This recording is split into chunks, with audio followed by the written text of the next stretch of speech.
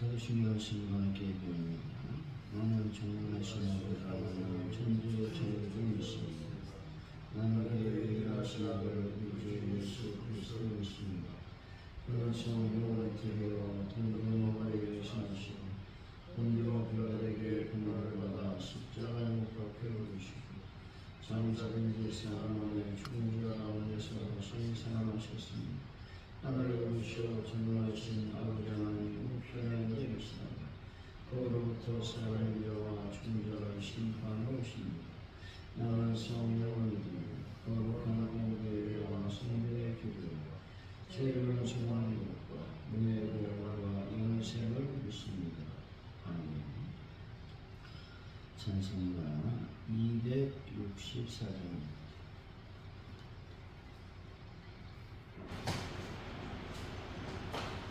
264장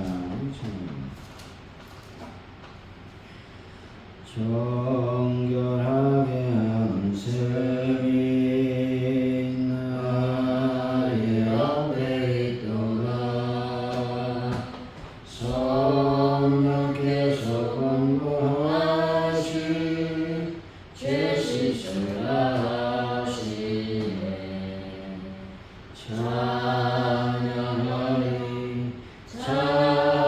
찬양하리 주님 나라 어린 양 주께 영광 돌리어라.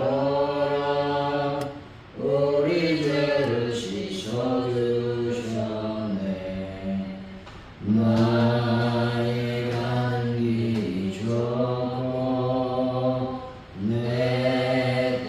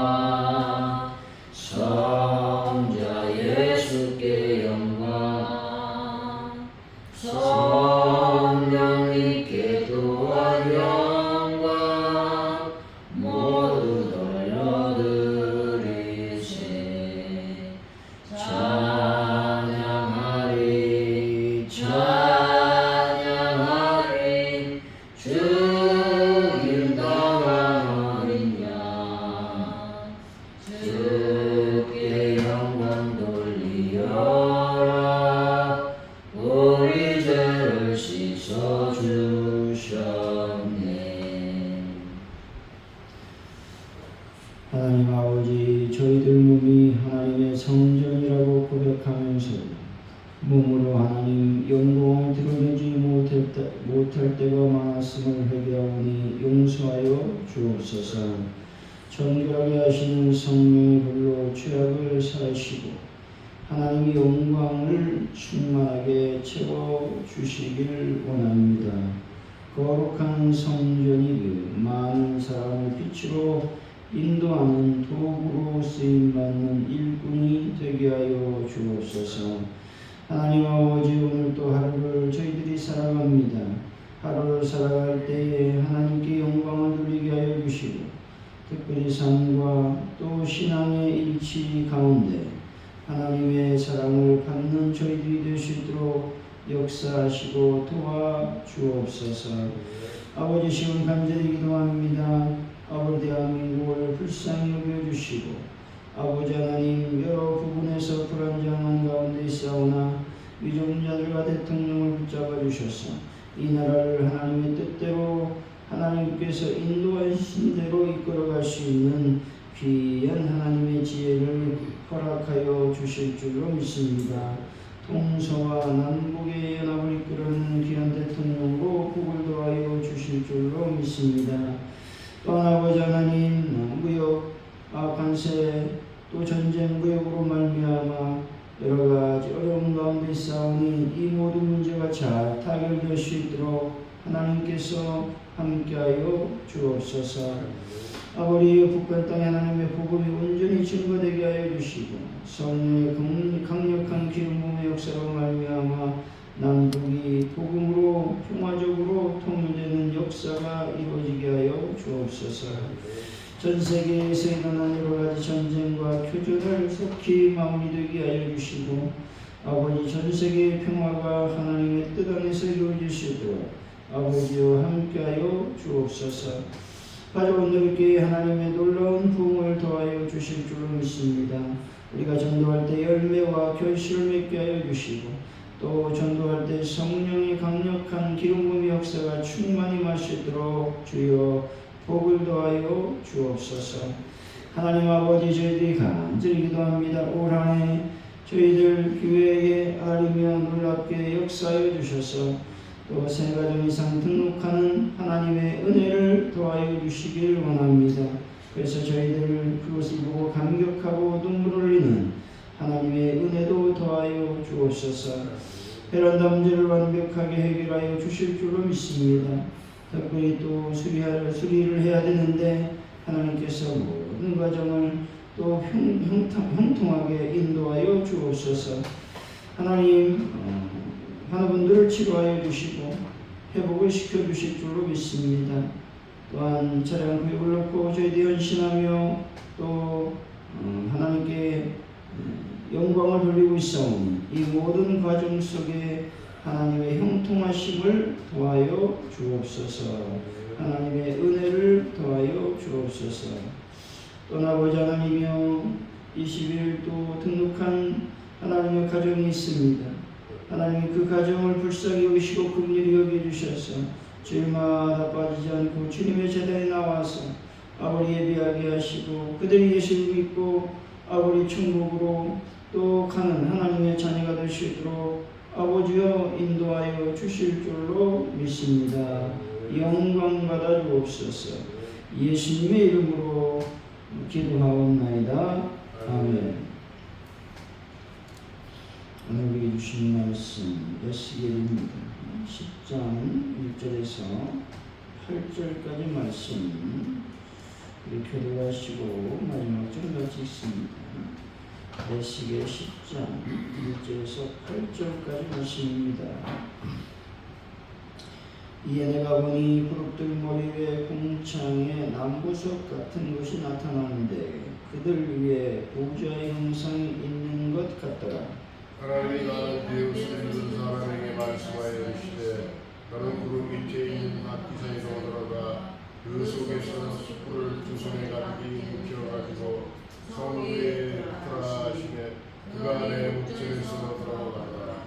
그 사람이 들어갈 때 그룹들은 성전 오른쪽에 서 있고 구름은 안뜰에 가득하며 여호와의 영광이 그룹에서 올라와 성전 문지방에 이르니 구름이 성전에 가득하여 여호와의 영광스러운 광채가 들에 가득하였고 그룹들이 날개 소리는 바깥들까지 들리는데 전능하신 하나님이 말씀하시는 음성 같더라.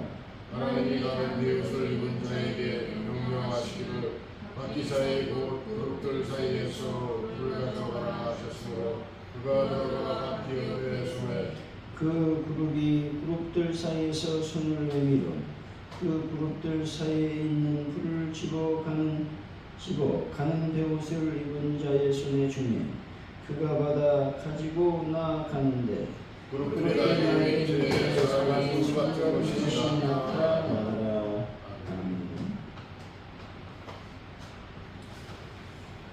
오늘의 말씀은 에스겔은 그룹 머리 위에 있는 보좌의 형상을 보게 되었습니다.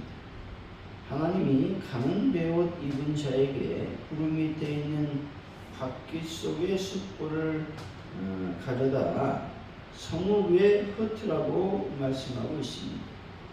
그가 그대로 행하기 위해 들어가자 하나님의 영광이 그룹에서 올라와 성전에 가득했다 말씀하고 있습니다. 그룹이 불을 집어 가는 베옷 입은 자의 손에 쥐어 주었다 말씀하고 있죠. 1절입니다. 시작. 이에 내가 보니 그룹들 머리 위에 궁창에 남보석 같은 것이 나타나는데 그들 위에 보좌의 영광이 있는 것 같더라. 에스겔이 그룹들 위 궁창에 왕자 같은 남보석 같은 형상을 보았다고 말하고 있습니다. 여기서 보좌의 형상은 하나님의 통치를 상징한다는 것입니다. 따라서 에스겔이 보좌의 형상을 바벨론에서도 목격하고 예루살렘에서도 목격했다라는 말은 하나님의 통치가 예루살렘과 바벨론 어디에든 미친다라는 것들을 나타내 주고 있다는 것이죠. 하늘을 보좌로 삼고 있는 하나님의 눈은 인간의 숨은 행동은 말할 것도 없으며 심지어 그들의 마음의 생각까지도 감찰하는 능력이 있다고 말씀하고 있지. 실로 우리는 하늘을 보좌로 삼고 다스리신 하나님 앞에 항상 마음속까지도 벌거벗은 것처럼 살아가는 존재들이라는 것이죠. 따라서 우리는 행동은 물론이거니와 마음의 생각까지도 바르게 해야 된다라는 것입니다. 악한 마음을 버리고 선한 마음을 품어야 된다라고 하는 것이죠.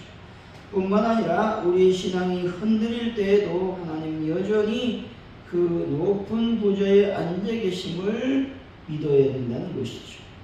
삶의 권위 문제 앞에서 하나님의 통치하심을 신뢰하는 분들이 다 되시기를 바랍니다.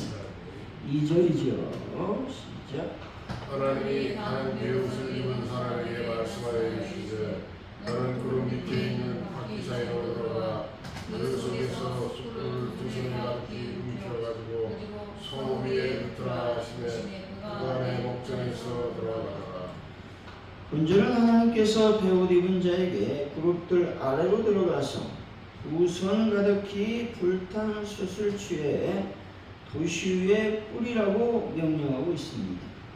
이 베옷 입은 자는 중보자의 이미지로 하나님의 심판이 위에서 아래로 실행되는 통로 역할을 하고 있는 것입니다.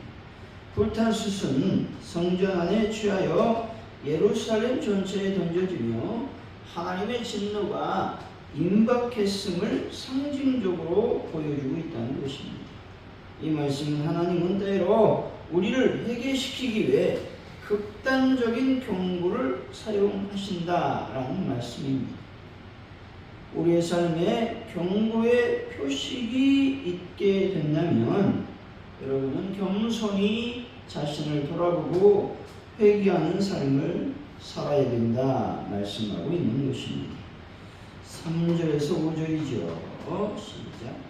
그 사람이 들어갈 때에 그룹들은 성전 문쪽에 서 있고 구름은 앞들에 가득하며 여호와의 영광이 그룹에서 올라와 성전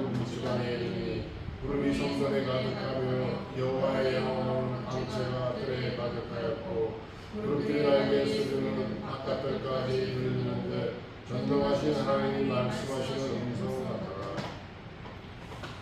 건전한 생물들이 성전 오른편에 서 있고 영광의 구름이 뜰을 채우며 하나님의 영광이 문지방에 머물고 있음을 보여주고 있습니다. 생물들의 날개 소리와 외곽들까지 울려 퍼지고 있다고 말씀하고 있는 것입니다. 이것은 하나님의 영광이 점차 이동하여 성소 문지방에 이르는 장면은 하나님의 임재가 떠나기 직전의 단계를 보여주고 있다는 것이죠. 생물의 날개 소리가 마치 전능자의 음성과 같으며 남은 자는 경고를 받아 회개의 기회를 얻게 되었음을 보여주고 있죠. 5절에서 날개 소리는 단순한 소리가 아니라 통치자의 음성처럼 엄숙하고 무게 있는 것으로 표현되고 있습니다. 이는 하나님의 심판이 단지 시각적인 것이 아니라 청각적으로 선포되는 메시지임을 보여주고 있는 것입니다. 그렇다면 왜 이전에 이토록 충만한 하나님의 영광이 그곳에서 떠나고 도리어 그곳에 심판이 임하게 되는 것일까 하는 것입니다. 그것은 두말할 나위 없이 선민들의 범죄와 불순종을 인함이라고 하는 것이죠. 하나님께서 성막과 성전에 당신의 영광으로 충만히 임재하신 것은 바로 당신께서 명하신 대로 모세와 이스라엘 자손들이 성막을 완공했기 때문에 그렇습니다. 뿐만 아니라 솔로몬 역시 다윗이 성령의 충만함으로 지시받은 식양대로 성전을 건축했기 때문에 그렇다는 것이죠. 그 둘의 온전한 순종으로 인하여 하나님께서는 당신의 영광으로 그 가운데 충만히 임재하셨다라는 것입니다. 이러한 사실을 통해 우리는 다른 무엇보다도 하나님께 순종하는 삶을 살아야 된다라고 말씀하고 있는 것입니다. 그것만이 진정 우리 삶의 자리를 하나님의 영광으로 가득 채울 수 있는 길임을 보여주고 있다는 것입니다. 진정 영광스러운 삶, 영화로운 삶을 살길 바라십니까? 그렇다면 오직 하나님께만 순종하는 분들이 되시기를 바랍니다. 하나님께서 명령하신 대로, 하나님께서 이끄신 대로 따라 행동하는 분들이 되시기를 바랍니다. 하나님께서는 순종함으로 하나님을 기쁘시게 하는 삶을 사는 여러분들 가운데 임재하여 계시며 여러분들의 삶을 영화롭고도 영광스럽게 만들어 주실 것입니다. 6절에서 7절이죠. 시작. 하나님이 다른 배옷을 입은 자에게 명령하시기를 악기사에 있고 그룹들 사이에서 그를 가져가라 하셨으므로 그가 그와 바퀴 옆에 서게 그 그룹들 사이에서 손을 내밀어 그 그룹들 사이에 있는 그를 들고 다른 배옷을 입은 자의 손에 주매 그가 받아가지고 나가는데 건전한 베옷 입은 자가 바퀴 사이로 들어가고 생물이 그에게 불탄 숯을 건네고 있음을 보여주고 있죠. 이 장면은 절차적 질서 속에서 이루어지는 하나님의 심판 집행을 보여주고 있다라는 것이죠.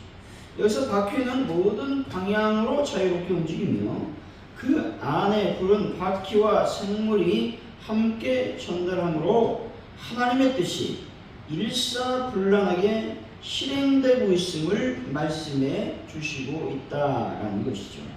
이 말씀을 종합적으로 살펴보면 하나님의 일하심은 질서 있고 조직적이다라는 말씀입니다.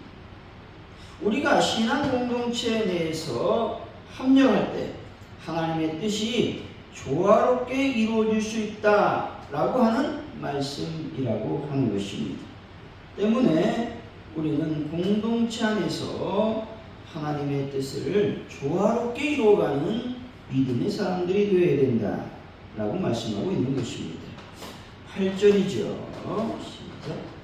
그룹들이 날개 밑에 사람의 손 같은 것이 나타나라. 본주는 생물 아래 날개 밑에서 사람의 손 형상이 나타났다고 말씀하고 있습니다. 그룹은 하나님의 거룩과 영광을 수호하는 존재, 다시 말해서 천사라고 말씀드렸죠. 날개 아래라고 하는 말씀은 하나님의 보호, 하나님의 권위, 하나님의 통치 아래 있다라는 의미가 있습니다.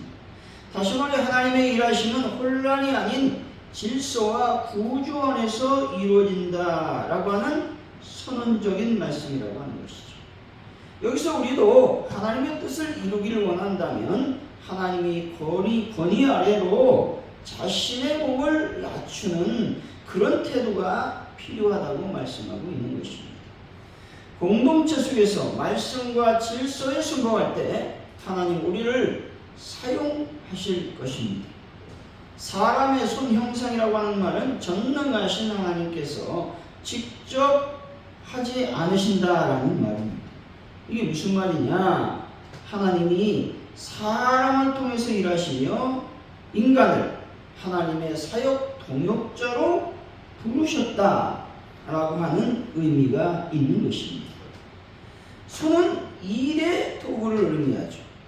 다시 말해서 하나님의 뜻은 사람의 손을 통해서 실현될 수 있음을 보여주고 있는 것입니다. 우리의 손은 기도하는 손이 되어야 되고 돕는 손이 되어야 되고 복음을 전하는 손이 되어야 함을 보여주고 있는 것입니다. 하나님은 지금도 이런 여러분의 손을 찾고 계심을 믿으시기 바랍니다. 날개 밑에라는 말은 생물의 날개는 하나님의 임재의 상징을 말씀하고 있죠. 다시 말해서 사람의 손은 하나님의 임재 아래에서만 의미와 권위, 능력을 가질 수 있음을 보여주고 있는 것입니다. 하나님의 영광과 분리된 손은 아무런 힘을 가질 수가 없습니다. 하나님의 영광 안에 거할 때에 우리의 섬김이 진짜 능력을 발휘하게 된다는 것입니다.